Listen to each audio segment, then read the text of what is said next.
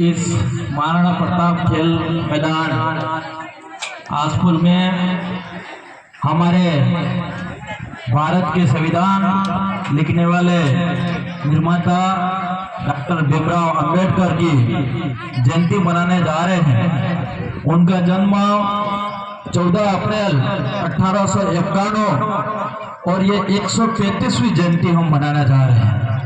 और इस जयंती पर आप जो भी लोग यहाँ पे मेरे माता बहनें युवा बुजुर्ग सभी आए हैं, उनको खूब खूब धन्यवाद और शुभकामना भी देते हैं कि आज हमारा जो एक पूरा देश जो इस किताब से उनकी लिखी हुई किताब से चलता है, उसको याद करते हुए यहाँ पे आप सब एकत्रित हुए, इसके लिए भी धन्यवाद।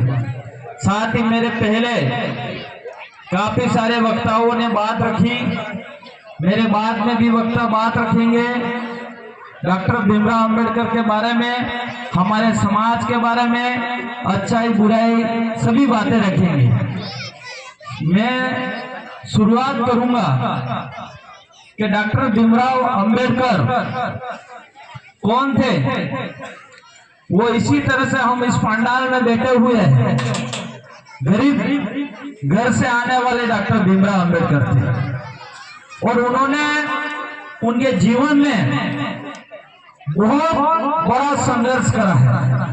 संघर्ष का मतलब खूब मेहनत की दी और मेहनत करते करते उन्होंने खेतों में काम भी करा, घर का काम भी संभाला, साथ ही पढ़ाई भी करी और पढ़ाई करते करते करते कई सारे उन्होंने डिग्रियां प्राप्त कर दी, कई सारे कॉलेज चेंज कर दी और सबसे ज्यादा डिग्री प्राप्त करने वाला डॉक्टर भीमराव अंबेडकर और सबसे पूरा भारत देश का संविधान लिखने वाले डॉक्टर भीमराव अंबेडकर। और आज ये भारत का संविधान अपने देश के अंदर ही नहीं पूरे दुनिया के अंदर लिखित संविधान साबित हुआ है, ये डॉक्टर भीमराव अंबेडकर ने लिखा है।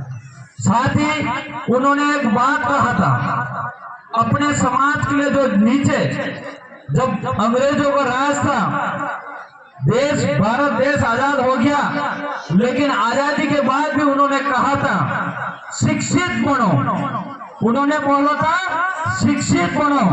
आज कई सारे वक्ता बोल के गए यहाँ पे, हम लोगों को शिक्षित बनने के लिए डॉक्टर भीमराव अंबेडकर थे।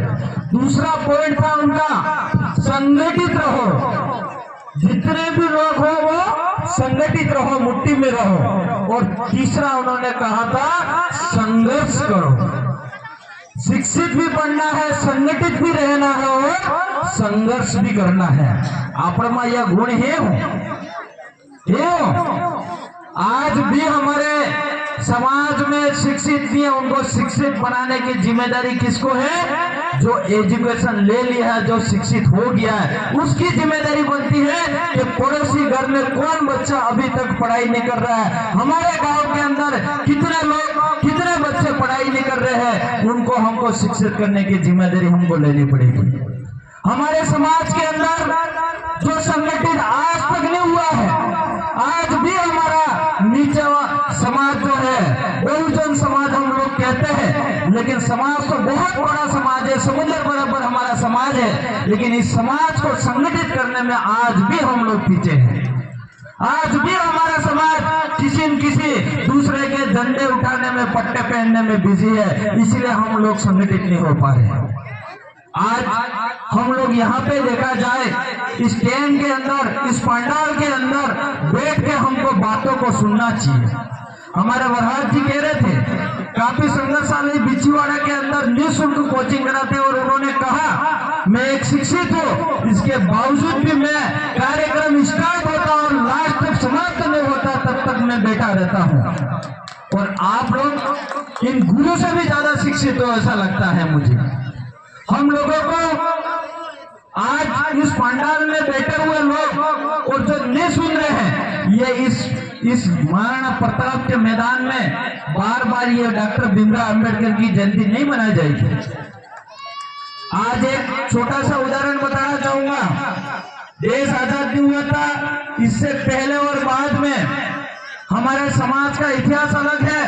हरिया कामठी से लड़ा समाज, गोपड़ों से लड़ा, कोई बंदूक से लड़ा, लेकिन आज की तारीख में गोपेट बंधु हरिया कमेटी से लड़ा नहीं जा सकता है, ज्ञान और कलम से लड़ा जाता है। और ये आज हमको ज्ञान और कलम की जरूरत है, लेकिन हम लोग आज भी कलम नहीं चलाना चाह रहे।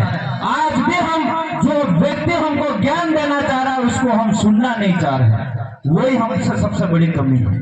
आज मैं जो विधायक हूँ वो आज मैं भारत के संविधान निर्माता हमारे डॉक्टर भीमराव अंबेडकर को भगवान मानता हूँ। मैं भगवान इसलिए मानता हूँ कि डॉक्टर भीमराव अंबेडकर ने अगर लोकतंत्र नहीं बनाया होता तो शायद मैं विधायक नहीं होता, और शायद आज कई सारे मंत्री और विधायक और ये व्यवस्था नहीं हो सकती। आज उन्होंने बहुत कुछ करा, लेकिन फिर भी हम एक दिन याद करने में कतराते हैं। मैं 2 दिन पहले कुछ ग्रुपों में मैसेज देख रहा था कि कई लोग अलग अलग मांग कर रहे थे, हमें वो आरक्षण चाहिए, हमें वो सीट चाहिए, हमें वो चाहिए। अरे 365 में से एक दिन तो डॉक्टर भीमराव अंबेडकर के लिए छोड़ दो, दूसरे सभी दिन आपकी मांगो उन्होंने जो लिखा उसको मांग सकते हो, उसको आज खुशियों से मनाना चाहिए। लेकिन एक डॉक्टर भीमराव अंबेडकर की जयंती बनाने के दिन ही हमें ये सब याद आता है क्या?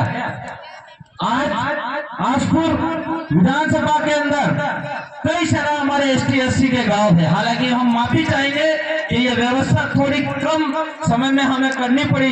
2 दिन के अंदर हम एक्टिव हुए और ये इतनी सारी संख्या हम करने में सक्षम हुए।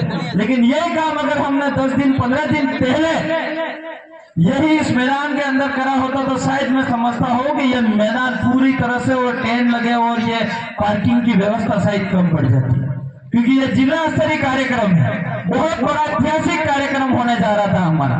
फिर भी यहाँ पे आप जितने भी आए हो वो कम नहीं हो। हमारे ये डॉक्टर भीमराव अंबेडकर के यहाँ पे जो इस मन से जो विचार रखे जा रहे हैं वो विचार आपको गाँव तक पहुँचाने का काम करना पड़ेगा, फले फले तक पहुँचाने का काम करना पड़ेगा। अन्यथा आप यहाँ पे इस मन से सुन के जा रहे हो और फिर जाकर अगर अपने गांव में फले में परिवार में अगर डॉक्टर भीमराव अंबेडकर जी की बात नहीं रखोगे तो शायद मेरा ये मानना है कि यहाँ पे आकर अपना टाइम व्यर्थ कर रहे हो, ये समझता हूँ।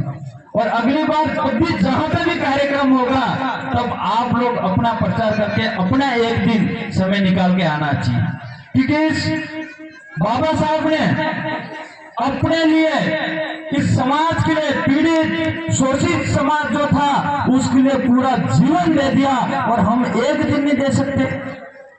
पूरा जीवन उन्होंने दे दिया, उनका परिवार खो दिया उन्होंने, उनका पूरा का पूरा जीवन देने के बाद भी हम लोग उनके लिए एक दिन नहीं दे सकते हैं, तो फिर हम लोग डॉक्टर भीमराव अंबेडकर को याद करना भी बेकार है।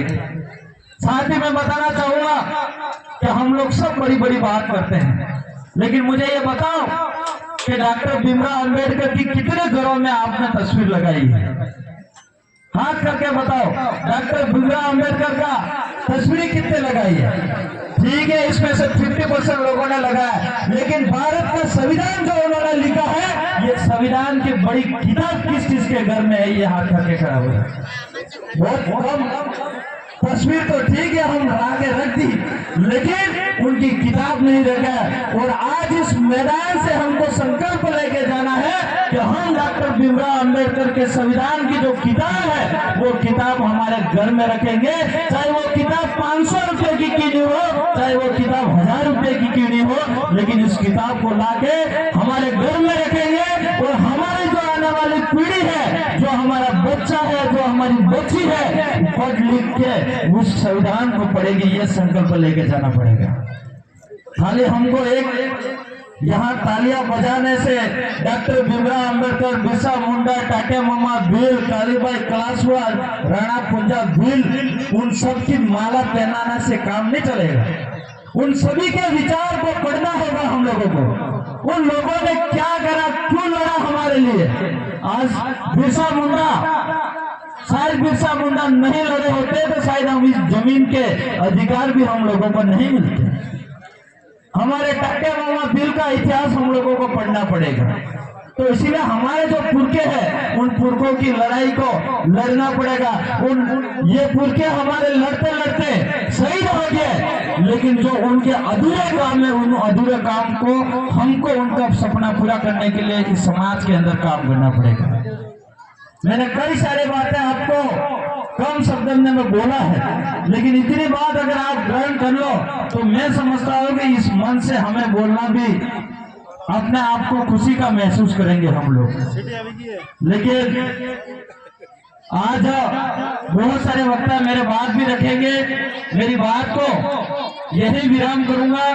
आप सबने ध्यान से सुना, इसके लिए खूब खूब धन्यवाद, सबको जोड़ा।